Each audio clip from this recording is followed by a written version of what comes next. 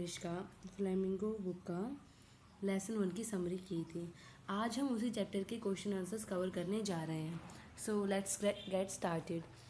First question है, what dread did the little Franz when he started for school in the morning. कि ऐसा क्या fear था जो फ्रांस को था जब उसने जो है ना स्कूल की तरफ जाना स्टार्ट किया। या फिर what thought came to Franz mind while going to school in the morning. ऐसे क्या विचार थे जो फ्रांस के मन में आए जिस टाइम वो स्कूल के अंदर जा रहा था। या फिर what was France afraid of, या कि ऐसा कौन सा कारण था जिसके कारण फ्रांस को जो है ना डर लग रहा था। ठीक है। और यहाँ पर इसी जो है ना सेम सा ही क्वेश्चन एक और बनता है, what was Franz expected to be prepared with school that day. कि ऐसा क्या टॉपिक था जो फ्रांस को प्रिपेयर करके लेके जाना था उस दिन स्कूल के लिए। ठीक है स्टूडेंट्स। सो अब हम इस क्वेश्चन इन चारों क्वेश्चंस का एक ही आंसर है वो हम अभी करेंगे। So Franz was a student of M Hamel. सबसे पहले हम किसी भी क्वेश्चन का बैकग्राउंड बनाएंगे। ठीक है स्टूडेंट्स। तो हमने यहाँ पे लिखा है कि जो फ्रांस है वो एम हैमल का एक स्टूडेंट है। Last evening M Hamel had given him a lesson to recite on participles. पिछले दिन एम हैमल ने उन्हें एक टॉपिक है पार्टिसिपल्स जिसके ऊपर उन्हें एक लेसन याद करने को एम हैमल ने दिया था। But he did not know even a word about participles. But जो फ्रांस था उसे कुछ भी नहीं पता था पार्टिसिपल्स के बारे में। He knew it well that M Hamel would scold him for not to learn his lesson on participles. So उसको ये पता था कि एम हैमल जो उसे हैं वो उसे डांटने वाले हैं पार्टिसिपल्स का लेसन याद ना करने के लिए। Naturally he was in great fear. और यही एक रीज़न था जिसकी वजह से जो फ्रांस है वो डरा हुआ था, जिसकी उसे डर था। ठीक है students. So now question 2, what sights did Franz see on his way to school. कि ऐसे कौन से सीन्स थे जो फ्रांस ने अपने स्कूल जाने के रास्ते के अंदर देखे। या फिर what things tempted Franz to keep away from school. कि ऐसी कौन सी चीज़ें थी जो फ्रांस को आकर्षित कर रही थी कि वो वहाँ पर रुके बजाय कि स्कूल जाने के। ठीक है। तो इसका आंसर है, Franz did not learn his lesson on participles that M Hamel had given him to learn last evening.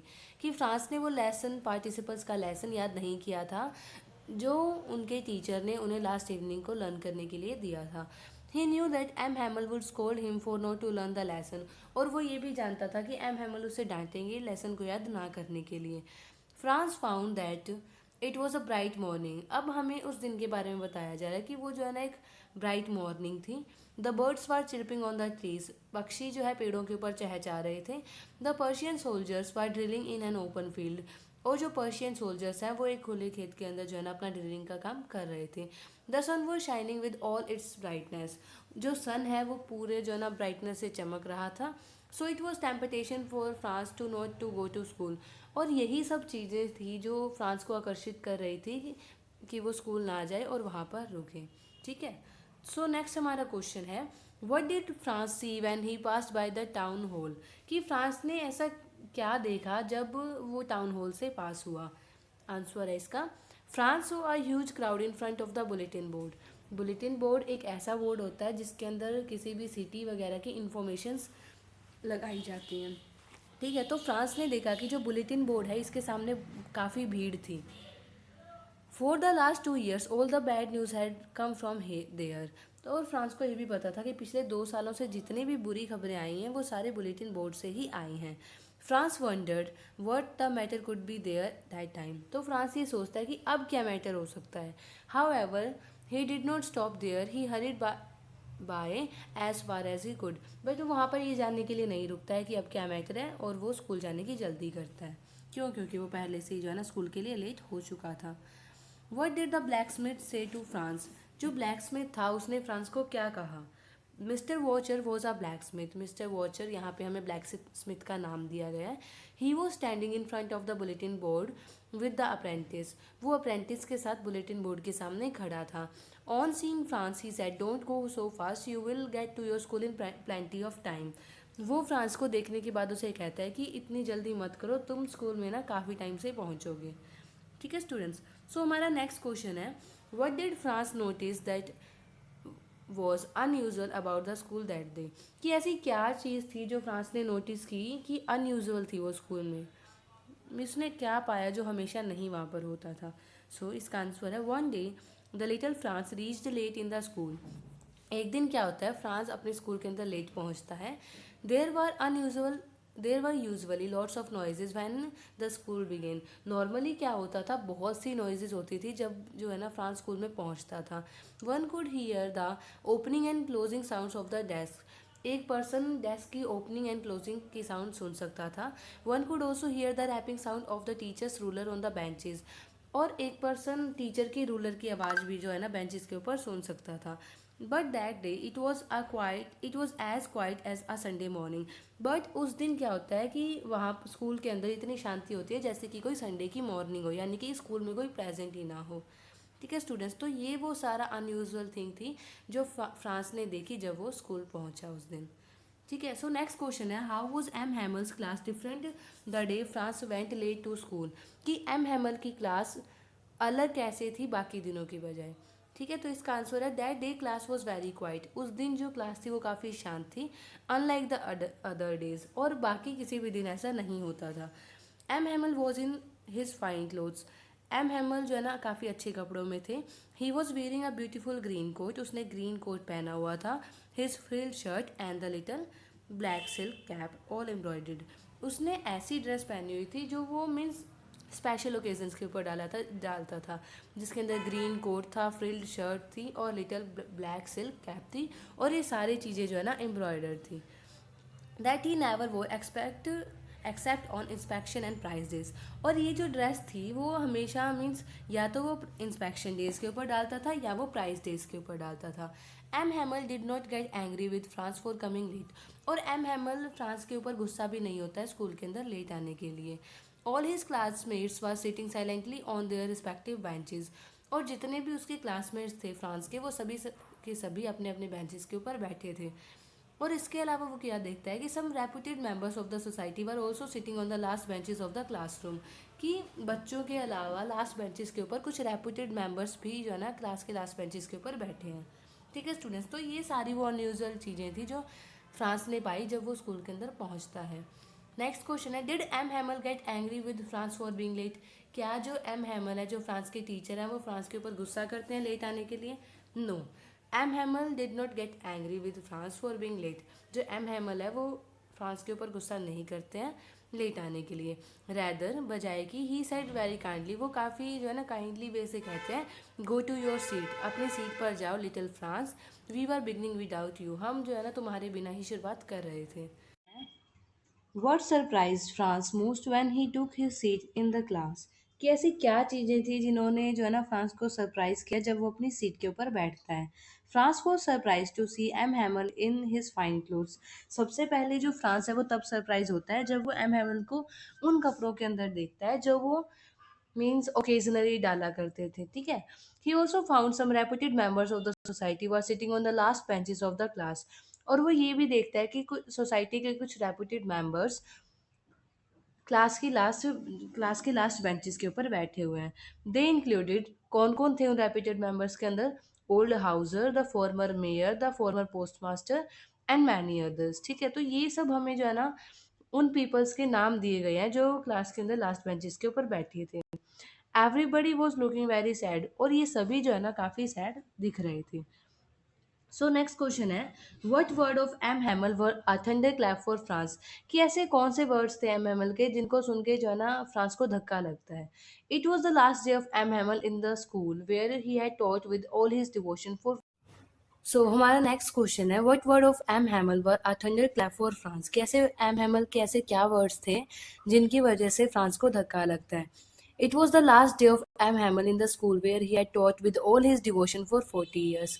So M Hamel का एक ऐसे स्कूल के अंदर लास्ट डे था जिस स्कूल के अंदर उसने पिछले 40 सालों से पूरे जो है ना अपनी फेथफुल सर्विस दी थी, पूरे डिवोशन के साथ पढ़ाया था उसने। He started his lesson with a gentle tone.